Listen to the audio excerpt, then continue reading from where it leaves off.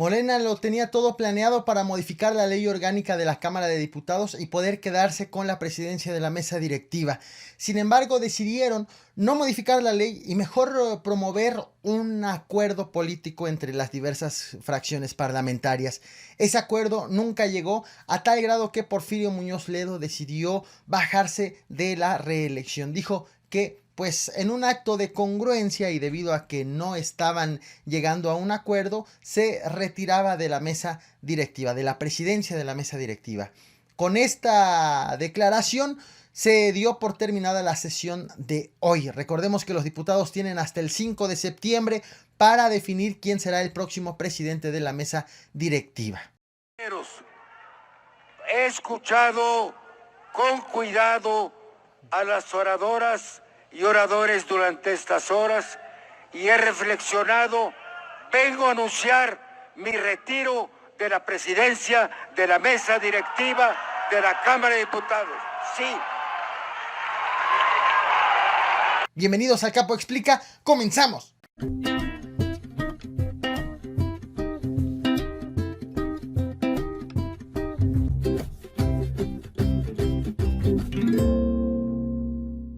La ejecución de 5 personas en una terminal de Cuernavaca, Morelos, despertó una pregunta. ¿Qué está haciendo al respecto el gobernador Cuauhtémoc Blanco? 5 personas fueron asesinadas en una terminal de autobuses la madrugada de este lunes 2 de septiembre. Entre las víctimas se encontró Gabriel León, quien fue detenido por el caso de los normalistas de Ayotzinapa para declarar en contra de un líder del cártel de Guerreros Unidos. El hecho ocurrió en el estado de Morelos, en donde ha sido registrado el incremento de homicidios dolosos en 35% en lo que va del año. Empecemos con la cifra de homicidios dolosos en el estado de Morelos. En lo que va del 2019 han sido registrados 660 asesinatos, 660 homicidios dolosos, comparado con los 486 en el mismo periodo, pero del año anterior. Estamos hablando de un incremento del 35% de estos crímenes y que se promedia diario actualmente 2.7 asesinatos. En torno de este contexto y después de la masacre de las 5 personas en la terminal de Cuernavaca, la Guardia Nacional ha llegado también a reforzar las labores de seguridad. Está trabajando de manera coordinada con la Secretaría de la Defensa Nacional, con la Policía Estatal y con la Policía de Investigación Criminal, en espera de pues tener una mejor coordinación y mejores resultados en materia de seguridad en aquella entidad.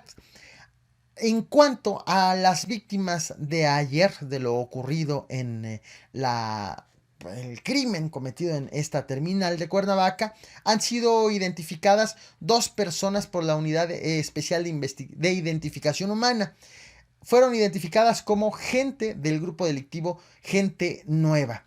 Uno más fue identificado como Gabriel León Villa, alias El Gaby, quien fue ligado como jefe regional en el estado de Guerrero, detenido ya también en el 2016 por ser presunto sucesor de Gildardo López Astudillo, alias El Cabo Gil, quien fue señalado como jefe de plaza del cártel de Guerreros Unidos en Iguala cuando ocurrió precisamente lo del caso de Ayotzinapa. Otra de las víctimas mortales fue identificada como un adolescente de 17 años de edad y hubo un lesionado a quien se le señaló extraoficialmente de ser colaborador cercano de El Gaby. Las investigaciones actualmente están a cargo de la Fiscalía Regional Metropolitana. No ha traído el caso la Fiscalía General de la República. ¿Qué ha dicho el gobernador en torno de esta situación?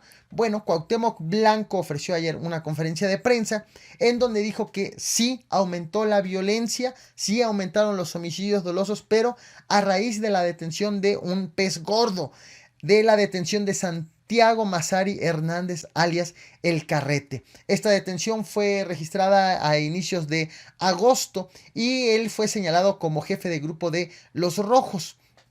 Pero además, el gobernador ha dicho que también el repunte de la inseguridad obedece a que policías municipales, policías estatales, sí, sus policías estatales, jueces y fiscales están relacionados con la delincuencia organizada. Prácticamente todos, menos el mismo gobernador. Y en parte es cierto, el estado de Morelos se ha registrado, según autoridades, la presencia de 5 cárteles, de 5 grupos delictivos. Estamos hablando de los Rojos, de la familia michoacana, del cártel Jalisco Nueva Generación, de los Tlahuica y del cártel del Sur. Y son precisamente entre ellos quienes está la disputa por el territorio en el estado de Morelos. Y también en parte es cierto por el hecho de que desde la detención que se registró el 1 de agosto, la detención de El Carrete, se han registrado más actos de homicidios con ya un tinte de mayor violencia, que reflejan que ha participado la delincuencia organizada. Por ejemplo, el 18 de agosto fue encontrado un cuerpo desmembrado en Coatlán del Río. El 26 de agosto fueron encontrados 2 cadáveres atados de pies y manos en el puente de Ixtla. El 28 de agosto fueron encontrados policías estatales asesinados y embolsados en una patrulla en Jutepec. El 30 de agosto intentaron matar a 2 personas heridas adentro de un hospital del IMSS en Cuernavaca, por lo que tuvieron que desalojar el inmueble, pues ante la crisis que se registró en aquella ocasión. Y además lo acontecido ayer en la terminal de Cuernavaca. Aunque ha dado esta respuesta el gobernador, el sector empresarial no ha quedado satisfecho con lo que ha dicho Cuauhtémoc Blanco. La Cámara Nacional de Comercio, Servicios y Turismo asegura que con este incremento de la violencia en el estado de Morelos ha bajado la ocupación hotelera en 15%. Y por parte del Consejo Coordinador Empresarial de Morelos afirman que para cuidarse los negocios, para proteger los comercios, se han tenido que invertir en cada local, o cada empresario ha tenido que invertir en materia de seguridad, es decir, principalmente en la instalación de cámaras de videovigilancia y de botones de pánico, lo cual al invertir en ello implica un gasto y han aumentado sus costos entre el 10 y el 15%, de acuerdo con el Consejo Coordinador Empresarial de Morelos. Esta es la situación que se está viviendo actualmente en aquella entidad. Como reflexión final, destaco que es cierto en parte lo que dice Cuauhtémoc Blanco, cómo aumentó, cómo repuntó la violencia en el último mes. Sin embargo, no es justificación exclusiva del aumento de estos delitos de alto impacto. Además, también debemos de ser cuidadosos como ciudadanos de creer ciertas justificaciones que hemos estado escuchando en gobiernos anteriores, principalmente en el de Felipe Calderón, cuando nos decían que si aumentaba la violencia en una zona del país era porque estaban las autoridades haciendo algo bien y los delincuentes estaban enojados. Por lo tanto, querían vendernos la idea de que entre peor se esté, en realidad es porque se está mejor, lo cual sabemos que nunca fue así. Estamos en un estado, en el de Morelos, con un problema serio de seguridad también, y digo también porque he dedicado videos a otros estados en donde estamos también viendo un repunte de homicidios dolosos, y pues el punto es ver qué políticas toman las autoridades. En tanto, ya llegó la Guardia Nacional a Morelos, también estaremos al pendiente de qué resultados ofrece este trabajo conjunto ya del gobierno federal con el gobierno estatal y con los gobiernos municipales. ¿Qué opinas sobre este tema? Bueno, te leo. Recuerda, si eres de Morelos, tu opinión vale por 2. Muchas gracias por ver este video hasta el final. Gracias por reventar el botón de like. Gracias a quienes ven el Caporal a Cucharadas y a quienes están viendo el Capo Explica. Vámonos con el siguiente tema.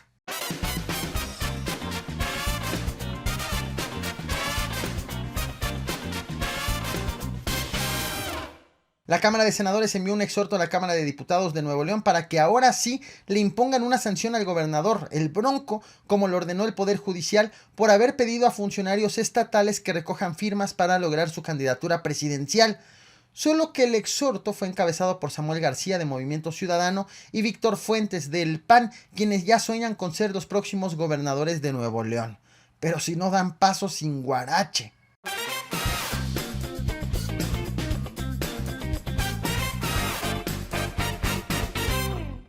Finalmente, el fiscal de Veracruz, Jorge Winkler, fue removido del cargo temporalmente.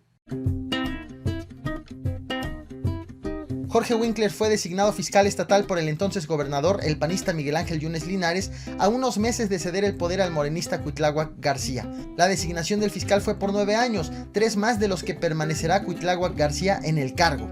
El conflicto entre el gobernador y el fiscal estatal surgió luego de que se le acusara al fiscal de ser designado para tapar los actos de corrupción de Miguel Ángel Yunes Linares, debido a que han sido personas muy cercanas.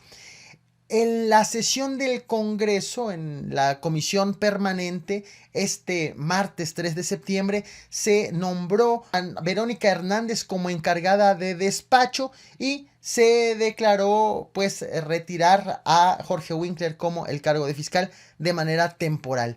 Verónica Hernández, la que llega al cargo, era directora general jurídica de la Secretaría de Gobierno, de la Secretaría de la cual pues trabaja para Cuitláhuac García. De acuerdo con lo que dijeron los diputados, el fiscal estatal no cumplió con la revalidación de su certificación de confianza y tampoco cumplió debidamente con sus funciones. El dictamen de remoción fue firmado por la diputada del PRI, Erika Ayala Ríos, y la diputada del PRD, Brianda Cristel Hernández Topete. Esta resolución fue una sorpresa en el estado y prácticamente en todo el país, que había trascendido a un ámbito nacional esta diferencia entre el fiscal y el gobernador. Fue una sorpresa porque precisamente ayer se reunieron el fiscal estatal y el gobernador de Veracruz para abordar el tema de el avance de las investigaciones del ataque al bar en Coatzacoalcos ocurrido la semana pasada. Al término de la reunión, el fiscal fue abordado por medios locales y le preguntaron cómo le fue. Escuchemos parte de lo que dijo. Con todo gusto, en el momento que lo solicite, nosotros siempre estamos abiertos a informar, sobre todo pues él es el gobernador, tiene que estar enterado. Las reuniones de cada relación a la investigación y que no nos haya dicho.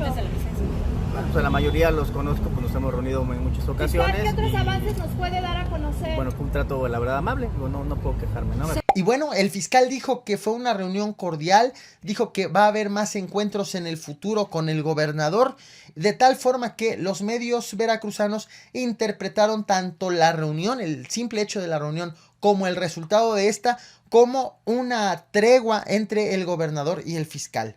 24 horas después, poco más de 24 horas después, llegó precisamente la destitución de Jorge Winkler de manera temporal de su cargo. Y se armó un zafarrancho afuera de la Fiscalía del Estado de Veracruz.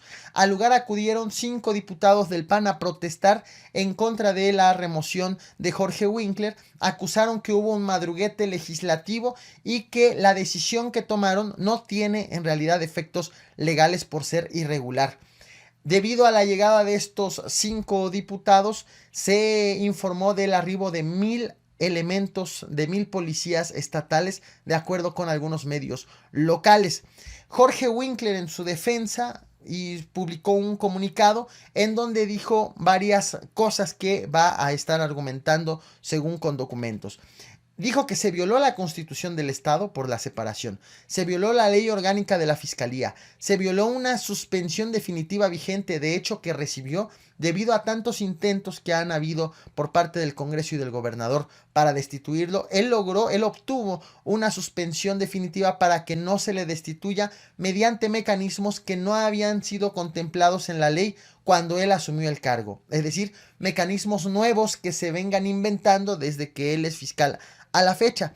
Y también dijo que se trata la destitución de un delito federal, por lo que va a interponer todos los recursos legales correspondientes para evitar que sea retirado, para que se consume esta decisión del Congreso estatal. El presidente de la mesa directiva, José Manuel Pozos Castro, respondió que la suspensión es provisional, le recordó, ilegal, y que esta suspensión solamente se va a quitar cuando él cumpla con el requisito de haber renovado o aprobado nuevamente su control de confianza. Fue por eso precisamente que retiraron a Jorge Winkler de manera temporal. Y se amparó en dos leyes: en la Constitución Política de los Estados Unidos Mexicanos, del país, la federal, y también en la Ley Sistema Nacional de Seguridad Pública.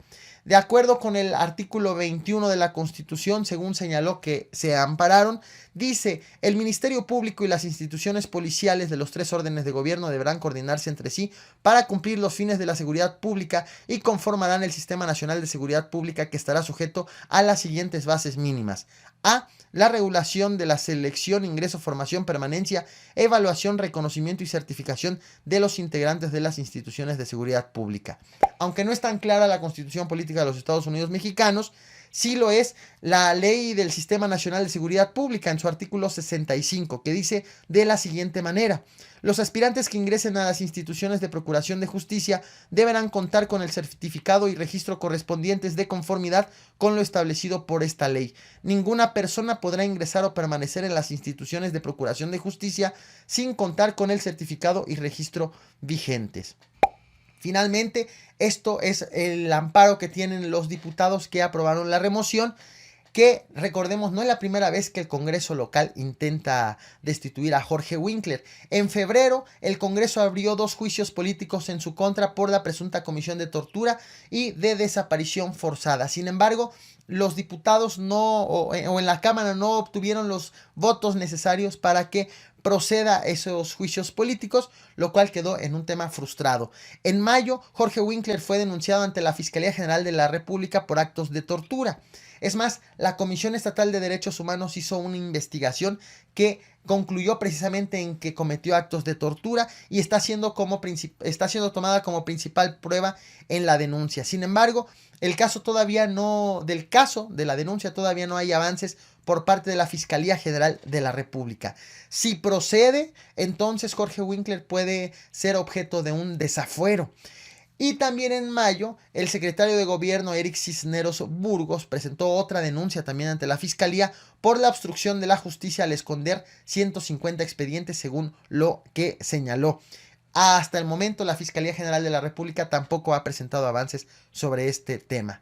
Como reflexión final, hay que destacar un par de cosas. A Winkler le puede resultar más fácil cumplir con el requisito que no ha cumplido, que es el de certificado de confianza, la renovación de la certificación de confianza, que impugnar la decisión de la Cámara de Diputados. Pero bueno, recordemos que se trata de una suspensión temporal, ya veremos qué es lo que opta. Y por otro lado, no hay que olvidar las acusaciones que hay en contra del fiscal veracruzano. Lo han acusado tanto de las denuncias que ya he mencionado, que tal cual existen denuncias, pero también lo han señalado de encubrir a un cártel del narcotráfico, de proteger a asesinos de una alcaldesa y de un periodista y de otras muchas cosas. Lo importante es que se haga justicia. Si en realidad Jorge Winkler es un delincuente, el objetivo del gobierno, tanto del legislativo como del ejecutivo, debe de ser que haya justicia sobre esos temas y que no se enfoquen únicamente en hacer a un lado a Jorge Winkler. Es decir, que ya deje de ser fiscal y que entonces se olviden de todas las acusaciones que le hicieron para retirarlo del cargo. Estamos pues todavía en la antesala de ver si en realidad al Poder Legislativo y Ejecutivo les interesa hacer justicia o si solamente estaban preocupados en quitar a Jorge Winkler de la Fiscalía. Estaremos muy al pendiente de todo lo que ocurra, tanto como en la defensa de Jorge Winkler como en los señalamientos, las acusaciones hechos desde el Ejecutivo y desde el Legislativo. ¿Qué opinas al respecto? Bueno, no olvides reventar el botón de like. Muchas gracias por ver este video hasta el final. Y gracias a quienes ven el Caporal a cucharadas, así como a quienes ven el Capo Explica, porque vamos con el siguiente tema.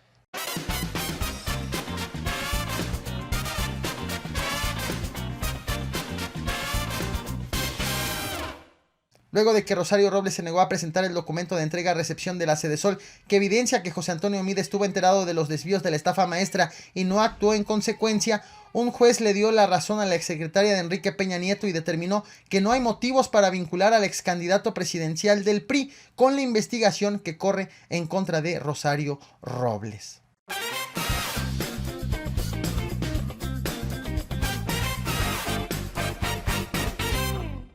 En el marco del primer informe de gobierno, la Secretaría de la Función Pública reveló que 31 estados del país no han justificado el gasto de 20,177 millones de pesos.